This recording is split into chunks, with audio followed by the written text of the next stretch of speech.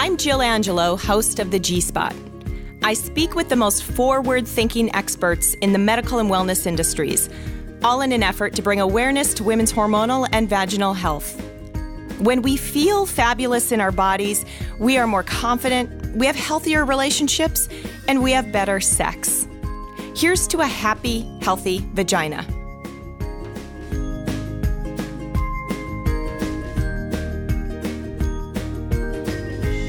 I'm here today with Dr. Angela, an award-winning and board-certified obstetrics and gynecology expert, media professional, and author who's been an incredible partner to us here at the G-Spot. She's helped thousands of women through her practice and answered hundreds of thousands of questions via her blog and podcast channel, AskDrAngela.com. She's been featured on CBS, NBC, Fox, and ABC, as well as top parenting sites like whattoexpect.com. We're so excited to have you.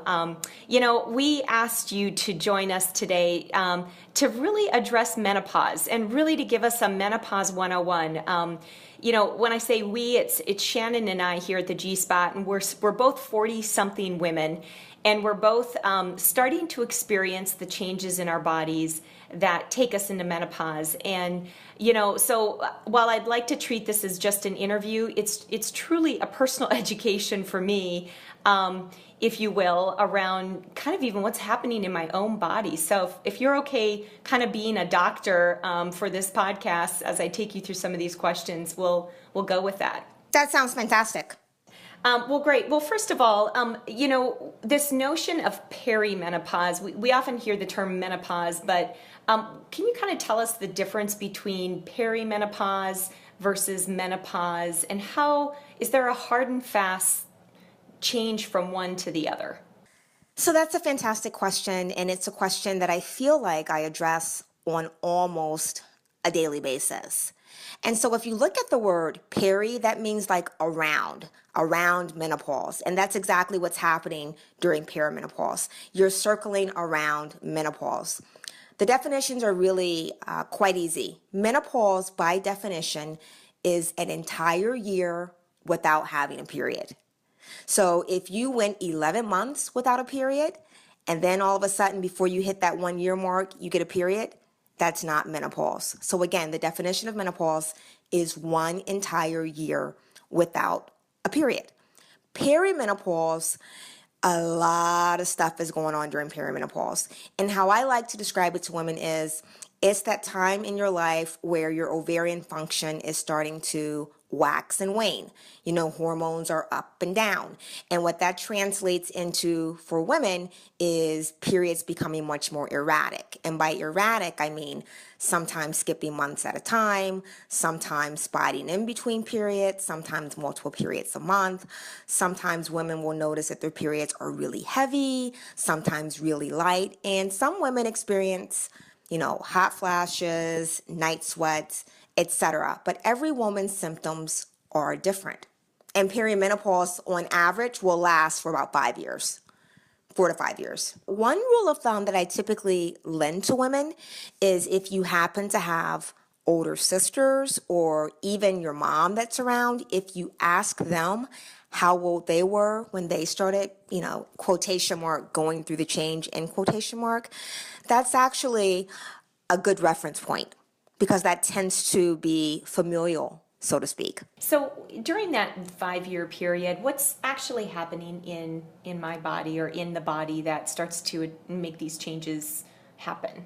The ovaries now are starting to decline in their function. So as a result of that, your hormones, are all over the place. And speaking of hormones, one of the other very common questions that I get asked is, well, how do I know where I am in the process? Can you draw blood work and tell me where I am in the process? And my answer to that is generally no. The only blood test that I typically do with regards to menopause is drawing an FSH level. And if that's above 25, that lets me know that you are in menopause. But, doing things like drawing an FSH and an LH at some random time during a woman's menstrual cycle, which again has become completely erratic in perimenopause, really yields me very minimal information. It doesn't tell me, oh my gosh, you've got 2 more years, or next month you're going to be in menopause. It doesn't give that kind of information. How do we know if what we're experiencing is normal or if we actually need to see a doctor? That's a really good question. Perimenopause is kind of a diagnosis of exclusion. One of the very common blood tests that I perform on women as an obstetrician and gynecologist is a thyroid test, TSH, or thyroid function testing. The reason that I test that is that sometimes irregular periods or really heavy periods can be a sign of your thyroid malfunctioning. I diagnose a lot of underactive thyroid just based on menstrual cycles alone. The other thing that you have to worry about is sometimes structural abnormalities, whether it's fibroids or things like endometrial polyps, can cause irregular bleeding or sometimes really heavy bleeding. So it's not uncommon for me to check thyroid as well as to get an ultrasound just to make sure that everything structurally is okay with uterus and ovaries. And if those things are normal, then you can pretty much rest assured that it is perimenopause. And on the thyroid side, is that increasing, in terms of diagnosing thyroid issues? And if yes, like, are there common causes to it, or is it just happenstance and genetic? Sometimes that's familial. But it's a test that should be ordered in any woman, I think, that's over the age of 40, and at least annually. Most PCPs or primary care physicians are ordering that, along with the other general things like, cholesterol levels, basic metabolic profiles, which is just looking at electrolytes, kidney function.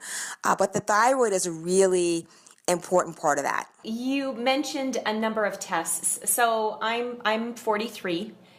What kind of medical tests do you recommend I get? And are these annual, or are they every once in a while? As an OBGYN, I'm not really doing as extensive blood testing as your primary care physician is going to be doing. Because again, my specialty is breast, uterus, ovaries, vulva, vagina. However, if I have a woman that's dealing with really heavy periods, or someone that gives me a reason to order other blood testing, whether or not I'm looking for anemia or another underlying cause as to why she might be having heavier periods, then I might order something like a thyroid. But in general, I do recommend that my patients see their primary care physician, if not annually, at least biannually. And some of the basic blood work that they're going to do are going to be things like, again, thyroid testing, complete metabolic panels, which typically look at, liver function, kidney function. They'll make sure that you're not anemic. A lot of primary care physicians these days are also doing a lot of vitamin level testing, whether it's vitamin B12, vitamin D, or things like that. I think that how often they repeat those things it's going to be dependent on what your original results were. If they see that there's an issue, like for example, if they think that you're pre-diabetic or perhaps your cholesterol is borderline, they may repeat those things more frequently after they've made, appropriate recommendations. And I'm a huge proponent for recommending lifestyle modifications. Diet and exercise will take you a long way. And it's actually, I believe, preventative medicine, because when you eat well and you're exercising and taking care of your body, things like cholesterol issues, obesity, which is a risk factor for so many things, i.e. endometrial hyperplasia, cancer, uterine cancer, breast cancer. I just covered the major cancers that I, worry about and diagnose the most. So once you have baseline lab work, again, depending on what those results were, will dictate how often you have to have them looked at. So again, basically thyroid studies, CBC, perhaps vitamin levels if you have a PCP that's into that, a metabolic panel, which again will look at liver function, kidney function, as well as any signs of anemia. And a lot of PCPs are also doing baseline EKGs just to make sure that there's no underlying cardiac disease, because as you know, in women, cardiovascular heart disease is the number one killer for women. It's not cancer. What's the book of Dr. Angela when it comes to nutrition and exercise that you recommend most often? It doesn't matter who I see. It doesn't matter whether you're whether you're thin and lean and slender like I am, or whether you're obese, I ask everyone the same question every time. How is your diet and how is exercise? Notice I did not say dieting. I said, how was your diet? And I'm really interested in just, people's eating habits. And I don't actually believe in the word dieting, because when you think of the word dieting, that's punitive. Oh my gosh, I can't have this, I can't have that. It's not a matter of not being able to have some of your favorite foods, but just, learning to eat them in moderation. And exercise, I like to lead by example, which is one of the reasons why I dress in the office. My wife and I have the same face, body, and fashion for days, because I feel like, I can't walk into that office, preaching health and wellness if I don't look the part. And when you look better, you certainly feel better. So for me, it's just about motivating women to just take better care of themselves and to give them, some of, the ailments that are associated with not doing so. And the other thing that I often tell folks, Jill, is that when it becomes a part of your lifestyle, a part of just what you do, then it's very easy. It's not a chore, because you'll do it without even thinking about it.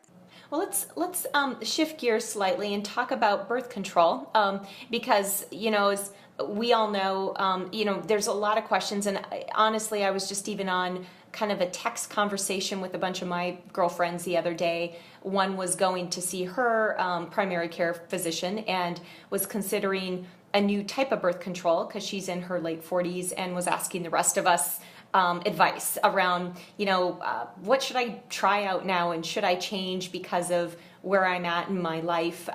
What's your thoughts around birth control for the 40 plus crowd? Do you recommend staying the course as they always have, a change? What's kind of your thoughts around birth control? So this is my thought around birth control. If you don't want to get pregnant, you need to be doing something. Now, certainly a very common question that I also get is, oh my gosh, I'm over 35. Is it safe for me to be on it? As long as you don't have any medical conditions or on any medications that are kind of contraindications to you being on a birth control pill or any type of contraception, then I would recommend it. I have a lot of women that are in their late 40s, even some early 50s, that are still on a low-dose birth control pill or that are on IUD. Now, what becomes important is every year, annually, I always look at, medical history. Has anything changed in your medical history? Because certainly things like hypertension or any significant underlying cardiovascular disease like poorly controlled cholesterol, if you've become diabetic, and a lot of people don't realize this, but even being overweight is a contraindication to certain types of birth control. But as long as you don't have any contraindications to being on birth control, you're healthy, I would stay on it, because I'm going to tell you, at least 5 times a year, I see a woman that's perimenopausal, and this is the conversation. Well, my periods are so irregular, I didn't think I could get pregnant. As long as you're still getting a period, you can get pregnant. So I would be on something as long as there are no contraindications. And that can be the pill, that can be the IUD, it can be an implantable, it can be anything. As long as we're still getting periods, we can get pregnant. And obviously, pregnancy and baby delivery can happen in many ages, as, even in the past week, Janet Jackson, proved at 50 delivering a baby. And she might have had special circumstances, but what an incredible feat, to an energy to have a baby at 50. And so it's there's just, the possibilities are endless, and that also to me shows me, wow, how different each of our bodies are, that she was able to pull that off at 50 years old. I'm just in awe of that. Yeah, that's pretty amazing. And what I'm going to tell you, Jill, is that my practice actually delivered a patient in her 50s, and it was a spontaneous conception just last year. Wow, incredible. And was anything different about it, other than perhaps watching it more than normal, or was her body really functioning in the way it should, no matter what her age was? Just it was going to, build and deliver a baby. her pregnancy was fine. Certainly, she, because of her age, has certain risk factors, or was at an increased risk for certain things, whether it's gestational diabetes, preeclampsia, or any of the other hypertensive disorders, just, gestational diabetes. But her baby was healthy. Her pregnancy was otherwise unremarkable. How wonderful is that, and what a celebration. Was she experiencing any perimenopause symptoms before that, and did she continue to experience them during the pregnancy, or do those things go away? I don't recall that she ever mentioned that, any of those things. But the other plug that I'm actually going to give for like a low dose birth control pill during the perimenopause period is that, even like an IUD as well, it's not just for contraception, but it also can help to alleviate a lot of the symptoms that women experience during perimenopause, whether it's the irregular periods or even sometimes the hot flashes and the night sweats. So that's another benefit. It's a nice means of actually transitioning right into menopause. It's amazing how the symptoms come on at their own intervals. And I guess a question for you, how interrelated are they? We've talked about irregular periods, we've talked about hot flashes or night sweats. Are they all connected, or do they all kind of have their own little agenda? Again, what symptoms you experience is going to be, some women don't even get any symptoms, which is great. And then I have other women that, they're perimenopausal and then they enter into menopause and they have the worst menopausal symptoms ever. So, I can't say, Sally's going to get these symptoms, Josephine's only going to experience this, and this. It just, everybody's body is a finely wired and tuned machine. And there's no way for me, based on anything, whether it's imaging, blood work, etc., to even know what you may or may not experience. What would you recommend women ask their doctor or talk to them about? Because I think part of our challenge as women, and the women we talk to through Genneve and through the G-Spot, is that women just don't even know what to ask or be mindful or aware of when they do get that one visit a year with their doctor. How would you coach us to use that time in terms of finding out the information we need to know to manage this part of our lives?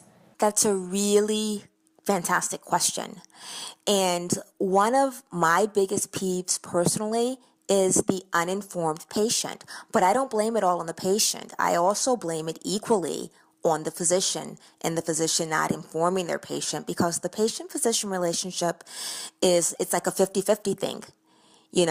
Both parties are responsible.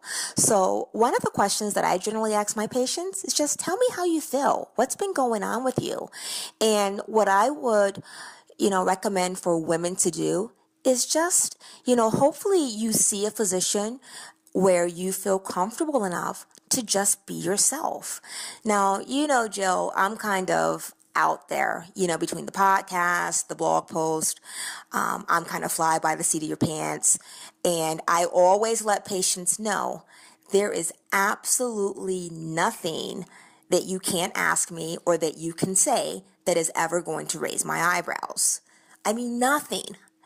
And I always give people examples, whether you tell me that you've had STIs. I was on a podcast with some very young girls, the mid part of last year, and they said to me, well, who hasn't had chlamydia? And I raised my hand. I said, well, I haven't, but, I do realize that it's very, common these days. Or, when you talk to women, nobody wants to talk about their sex lives, or no one wants to talk about vaginal discharge, or no one wants to talk about, just hot flashes, night sweats, because they think that they're the only ones. So you just need to be comfortable enough to just throw it out there. And your practitioner's job is to ask you about all of those things. If you're telling me that everything's fine, I'm going to ask you, well, how's your sex life? Any bizarre discharge? You're 45. Are your periods regular? Are you getting any hot flashes or night sweats? In my older population, do you have any symptoms of prolapse? Are you feeling dry down there? Sometimes physicians need to be a little bit more preemptive and a little bit more aggressive because patients, as you said, women sometimes are embarrassed. But honestly, Jill, I think that if you just put it out there and you're comfortable enough with your doctor, they should give you all the information. And if you're one of these women that doesn't want to ask your doctor, perhaps another thought is to write it on a piece of paper. I know that before I go into the room and see my patients, my medical assistant has already talked to the patient, and so she might mention it to my medical assistant so that I already know that that's something that she wants to talk about, and she might not be as, embarrassed to bring it up. She doesn't have to bring it up because she knows that she's mentioned it, and I'm going to bring it up. But for me, again, most people just say whatever they want to say because they know it's okay. So I think it's just a matter of finding that comfort level. It's interesting in this phase of women's lives in perimenopause and menopause, it's really quite sadly a shameful time and a signal of aging versus, we tend to kind of celebrate when we get a period, or we tend to celebrate having a baby. These are all hormonal times in our lives. But when it comes to, our system changing for the next phase of life through perimenopause and menopause, all of a sudden we shut down and there's some sort of shame. Why? In honesty, myself, I'm 43, as I've mentioned. I'm probably in one of the more vibrant times of my life. I'm doing what I love. I'm the most confident I've ever been, most independent I've ever gotten to be. And yeah, my body's changing, but mentally and physically, I feel quite very much the same. Why do we not celebrate this transition? And I know it's a bigger kind of macro question, but what's your thoughts on why we don't celebrate it and why there's so much shame and embarrassment associated? You know what? That's a fantastic question. I have no idea why we don't celebrate it. I think that if we have more women that are, aging and that are, in these various stages of their lives that we can see out in the forefront that are vibrant, still look amazing, that are still leading active lives, that would certainly help things. And one of the things that really kind of amazes me is, we as women, we talk so much, but I'm even surprised that amongst ourselves, sometimes we're not having these conversations. I have a lot of patients that are now living in, these senior communities. And let me tell you, these people in these senior communities are doing it. And I do mean that both literally and figuratively. They're very active. But, when I see, a woman in that group and, she's coming to me for her, every 3-month pessary cleaning. And she's like, oh my gosh, I'm so embarrassed. One time I saw a patient like this and I simply said to her, I want you to do me a huge favor. I want you, the next time that you go and have lunch with your girls, because I know that you guys meet for lunch like weekly, it's what you do.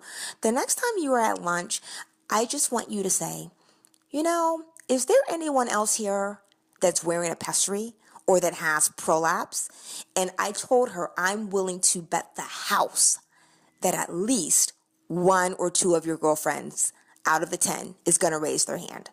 And you're going to be like, damn, why didn't you tell me that? It's because people are embarrassed. It's like my young patients in vaginal discharge. You're fine to talk about who you're sleeping with, but nobody wants to talk about the fact that you've got this annoying discharge on almost a daily basis and that you wear panty liners. It happens to all of us. So, it's just knowing the normal function of our bodies, which is where your physician comes in, telling you what is normal and what's not normal. And then just being able, knowledge is power. What does G.I. Joe say?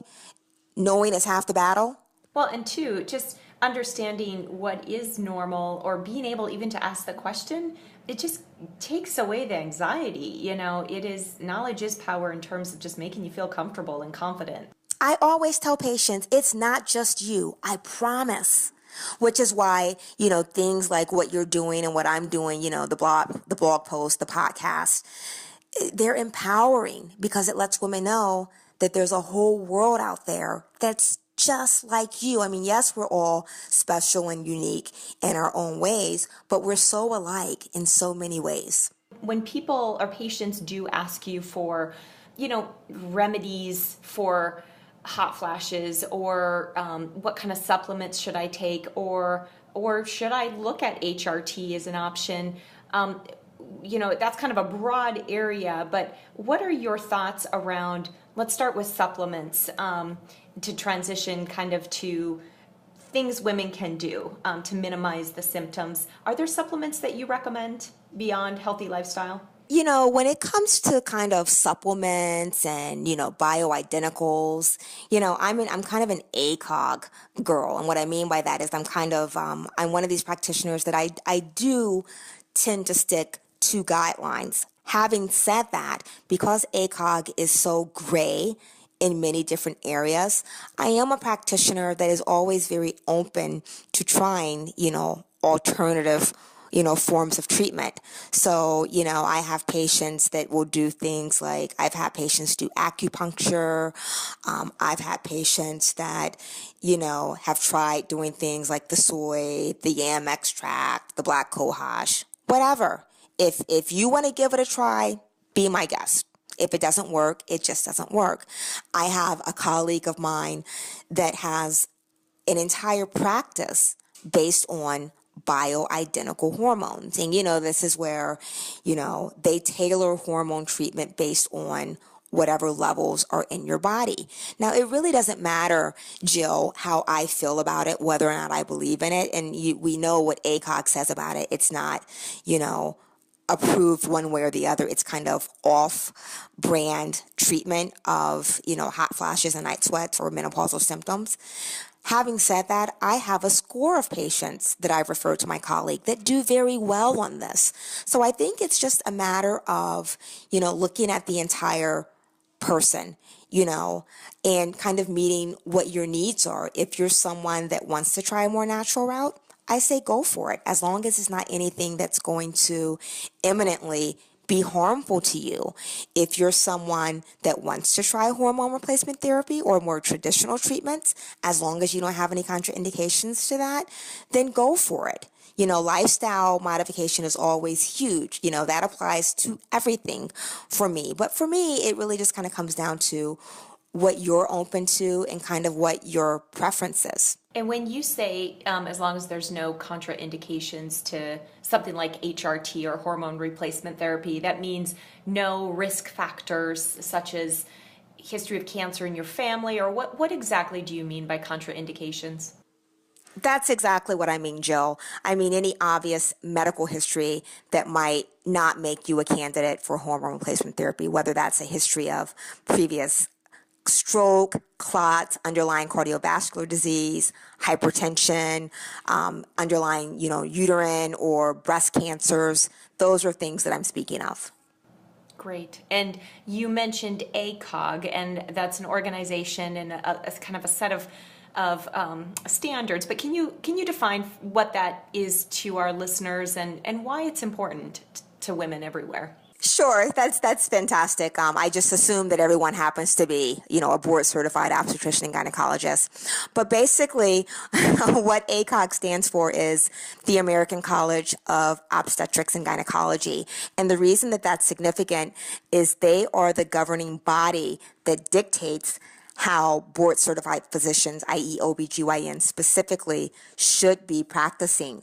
So, they are updating committee opinions as well as practice bulletins on a pretty regular basis. You want to make sure that you are seeing a physician that is board certified, because that pretty much will ensure you that they are current in their standard of care and practice. And it's good for women to know because, again, we don't always look for it. We've got to be just as educated on the help we seek as well as, the questions that we need answers to. So that's really, really helpful. Dr. Angela, I know we've just covered a ton when it comes to kind of quote unquote menopause 101 and heading into it. And I've certainly taken away a lot from this. But what is kind of one area that you just really feel our listeners should hear about that I haven't asked about, or what would be your general, advice that we just haven't covered yet today? Jill, I got to tell you, I think you pretty much covered it. I mean, we defined menopause. We talked about, ovarian function waxing and waning during that process. We talked about, trying to delineate normal versus abnormal. We talked about testing in women that are over 40, HRT, which is hormone replacement therapy. When, to consider coming off of your birth control. I wouldn't come off of my birth control unless I know that I have something secure in place for contraception, or unless you definitely know that you're in menopause. I mean, you have pretty much covered it all. The one thing that I would just say is, for me personally, I grew up with very strong women in my family. I have my father has amazing sisters, and I have amazing aunts, and they've always been, a striking example for me of just womanhood. And they're well into their 60s and 70s, and they're still beautiful. They're still vibrant, and they're still leading very active lives. And so for me personally, I'm right there with you, Joe. I'm 44, and I happen to have a 7-year-old. My wife and I have a 7-year-old. So, part of our, driving force is to make sure that we remain happy and healthy for her, because we've got a long way to go. But aging doesn't scare me, and it shouldn't scare women. Women should be embracing the aging process, because I always look at it like a bottle of fine wine. You're just getting better. You're just getting better. And, as we're getting better, it's our responsibility to lead those amazing lives and be as vibrant as ever, but also to be able to share the knowledge. I can't tell you how much I learn from my older patients or from women that are currently going through the experience. Experience is a great teacher, and I might have, all the book knowledge in the world, but until you actually go through it, so sharing the experiences will help women to know what to look for, so that it's not such a shock, and so that women are prepared for it and they're not feeling so isolated and alone, and that they know it's okay. That's a wonderful way to kind of, I think, summarize a lot of what we've talked about, is just having that conversation and awareness and learning from the experience of others and sharing that. And I certainly thank you for sharing your knowledge and the experiences that you encounter every day. I thank you for what you do for women in general. And, I hope that we get to have you on the G-Spot in the future, because I think there's still so much you can bring to our listeners. So thank you, Dr. Angela. Jill, it's my absolute pleasure. You're my girl. And well, you are, and it's an absolute pleasure. And anything that I can ever do to assist, I'm always happy to do it. Thanks for listening to the G-Spot. We welcome your feedback at genneve.com. That's genneve.com. You can follow us on Facebook, where you will see more on show notes, and subscribe to us on iTunes, and you'll never miss an episode. The G-Spot is produced by Shannon Perry. Theme music by Smitty.